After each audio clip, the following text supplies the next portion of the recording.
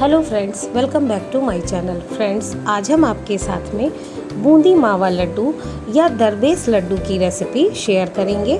और ये लड्डू बंगाल के फेमस लड्डू हैं, तो प्लीज़ वीडियो को एंड तक ज़रूर देखिएगा, क्योंकि ये लड्डू हम बनाएंगे बिना झारे के, बिना बूंदी को तले हुए, वो भी मेरे स्टाइल में। तो चलिए बूंदी मावा लड्डू या दरवेश लड्डू बनाना शुरू करते हैं।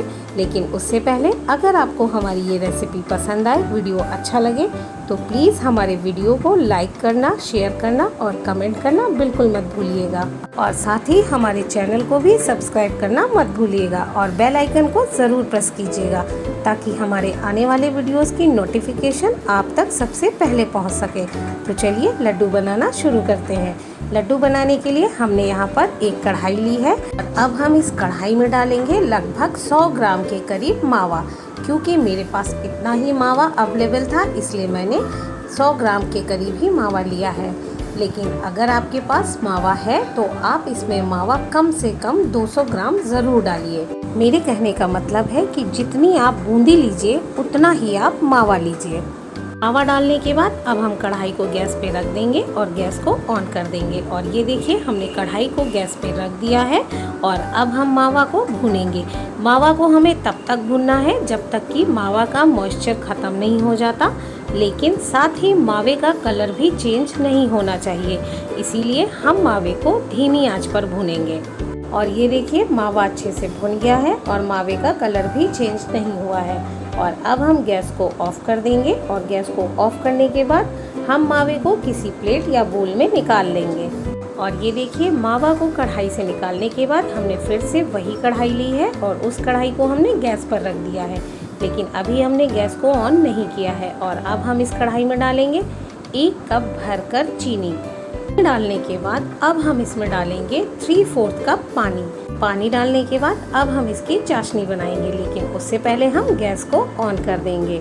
और गैस को ऑन करने के बाद अब हम चीनी के घुलने तक का इंतज़ार करेंगे। तो चलिए पहले हम चीनी को घुलने देते हैं।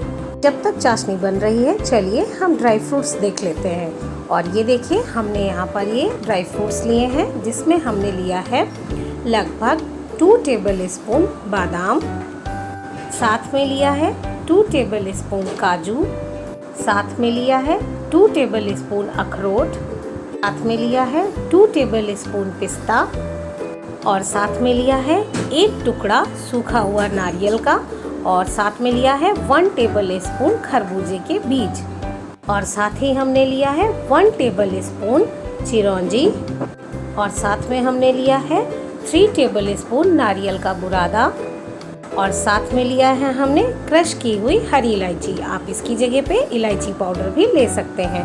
और अब हम इन सभी ड्राई फ्रूट्स को छोटा छोटा चॉप कर लेंगे, नारियल के बुरादे को छोड़कर। और साथ में लेंगे 2 टेबल स्पून किशमिश। और किशमिश को बताना तो हम भूल गए, लेकिन किशमिश को भी हम छोटा छोटा चॉप कर लेंगे। और ये देखिए, हमने सारे ड्राई फ्रूट्स को छोटा छोटा चॉप कर लिया है। एक चीज़ का ध्यान रखिएगा कि ड्राई फ्रूट्स को हमें चॉप करना है, महीन नहीं करना है। ड्राई फ्रूट्स की मात्रा को आप अपने अनुसार घटा बढ़ा सकते हैं और साथ ही ड्राई फ्रूट्स आप अपनी पसंद के ले सकते हैं। तो चलिए अब हम चाशनी को भी चेक कर लेते हैं। और ये देखिए, चीनी अच्छे से घुल गई है और अब हम चाशनी को पकाएंगे।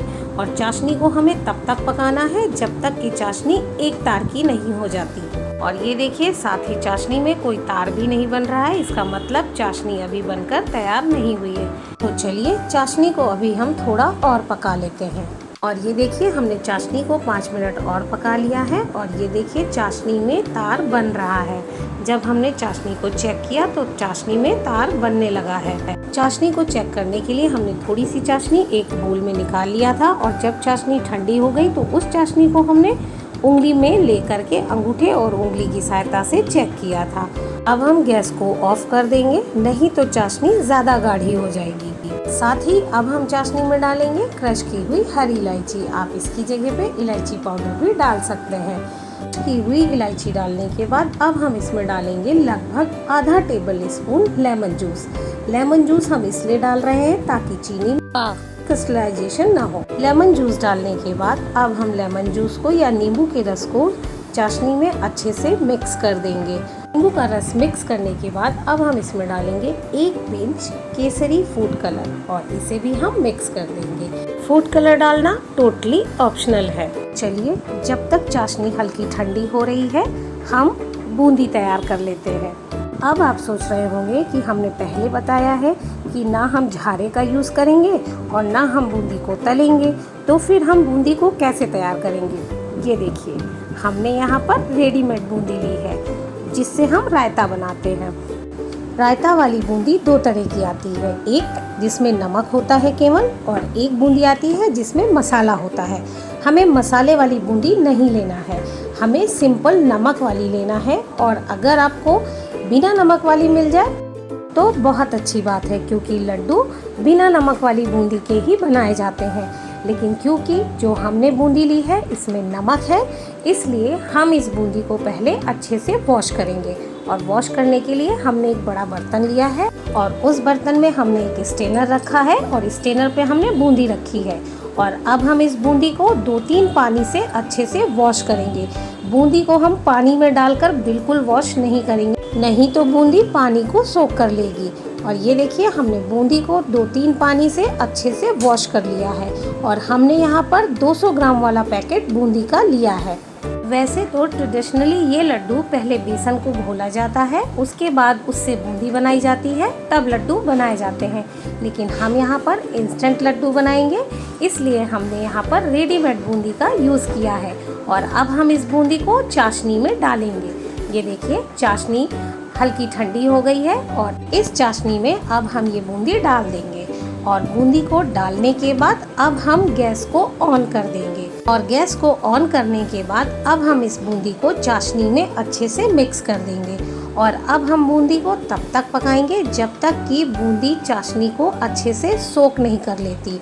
और ये देखिए, बूंदी ने लगभग सारी चाशनी सोख कर ली है और देखिए बूंदी फूल भी गई है। देखिए कितनी खिली खिली बूंदी आपको दिख रही होगी। लेकिन अभी हमें इसे और पकाना है। हमें इसे तब तक पकाना है जब तक कि बूंदी का सारा मॉइस्चर ख़त्म नहीं हो जाता। और ये देखिए, हमने लगभग 10 मिनट तक बूंदी को धीमी आंच में पकाया ताकि बूंदी का सारा मॉइस्चर ख़त्म हो जाए। और ये देखिए, बूंदी का सारा मॉइस्चर ख़त्म हो गया है। और अब हम गैस को ऑफ कर देंगे। और ऑफ करने के बाद अब हम इसमें मिलाएंगे मावा, जो हमने भूनकर पहले ही रख लिया था। मावा मिलाने के बाद अब हम मावा को भी बूंदी में अच्छे से मिक्स कर देंगे, लेकिन हम मावा को हल्के हाथों से बूंदी में मिक्स करेंगे। बूंदी में मावा को अच्छे से मिक्स करने के बाद अब हम इसमें डालेंगे चॉप किए हुए ड्राई फ्रूट्स। एक बात और, मैंने यहाँ पर मखाने का यूज़ नहीं किया है। अगर आप इसमें मखाना डालना चाहते हैं तो मखाना को चॉप करने की बजाय मखाना को हल्का सा मिक्सी में दरदरा पीस लीजिए। मखाना डालने से ये फ़ायदा होगा कि बूंदी में जो थोड़ा बहुत मॉइस्चर रह गया होगा वो मखाना सोख कर लेगा, जिसकी वजह से लड्डू और भी टेस्टी बनेंगे। और साथ ही लड्डू को आप लंबे समय तक स्टोर भी कर सकते हैं। ड्राई फ्रूट्स को अच्छे से मिक्स करने के बाद अब हम इसमें डालेंगे नारियल का बुरादा। और नारियल का बुरादा डालने के बाद हम इसे भी अच्छे से मिक्स कर देंगे। हमें नारियल का बुरादा थोड़ा कम लग रहा था, इसलिए हमने यहाँ पर लगभग 3 टेबल स्पून नारियल का बुरादा और ऐड किया है। और नारियल के बुरादे को अच्छे से मिक्स करने के बाद अब हम इस लड्डू वाले मिश्रण को थोड़ी देर के लिए ऐसे ही छोड़ देंगे ताकि ये लड्डू वाला मिश्रण ठंडा हो सके। एक बात और, अगर आपको लड्डुओं को लंबे समय तक चलाना है तो आप इसमें जो ड्राई फ्रूट्स डालिए उन्हें या तो आप ड्राई रोस्ट कर लीजिए या उन्हें डीप फ्राई कर लीजिए, ताकि उन ड्राई फ्रूट्स का मॉइस्चर ख़त्म हो जाए और आप लड्डुओं को लंबे समय तक स्टोर कर सकें। और ये देखिए, लड्डू वाला मिश्रण ठंडा हो चुका है। चलिए अब हम इसका लड्डू बनाते हैं। लड्डू बनाने के लिए लड्डू वाला मिश्रण थोड़ा सा हम हाथों में ले लेंगे। जितना बड़ा हमें लड्डू बनाना है उतना ही मिश्रण हम हाथों में लेंगे और उसके बाद उस मिश्रण को हाथों से दबाते हुए एक लड्डू का शेप दे देंगे। ये देखिए, कुछ इस तरीके से, जैसा कि आप वीडियो में देख रहे हैं। और ये देखिए, एक बूंदी मावा लड्डू या दरवेश लड्डू बनकर तैयार हो गया। और देखिए कितना बढ़िया लड्डू बना है। और अब हम इस लड्डू को बटर कप में रख देंगे। ये देखिए, कुछ इस तरीके से लग रहा है ना, बिल्कुल मार्केट जैसा लड्डू। और इसी तरह हम सारे लड्डू बना लेंगे। और ये देखिए हमने सारे लड्डू बनाकर तैयार कर लिए हैं और अब हम इस लड्डू में ऊपर से लगाएंगे चांदी का वर्क और ये लगाना टोटली ऑप्शनल है।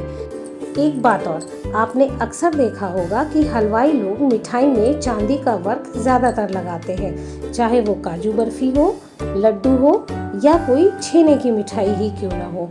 आप जानते हैं कि हलवाई चांदी का वर्क क्यों लगाते हैं? हम सभी लोग ये जानते हैं कि हलवाई चांदी का वर्क इसलिए लगाते हैं ताकि मिठाइयाँ देखने में सुंदर लगें, लेकिन इसका दूसरा कारण एक और भी है और वो दूसरा कारण है कि चांदी का वर्क लगाने से मिठाइयाँ लंबे समय तक खराब नहीं होती। आई होप कि आप लोगों को हमारी ये जानकारी पसंद आई होगी। तो आप लोगों को हमारी ये रेसिपी कैसी लगी हमें कमेंट करके ज़रूर बताइएगा और इस रक्षाबंधन ये रेसिपी अपने घर पर ज़रूर ट्राई कीजिएगा और इन लड्डुओं से अपने भाइयों का मुंह मीठा करवाइएगा। हमें विश्वास है कि आप लोगों को हमारी ये रेसिपी भी बहुत पसंद आएगी। तो चलिए मिलते हैं अब हम आपसे अपनी अगली रेसिपी में। तब तक के लिए बाय बाय।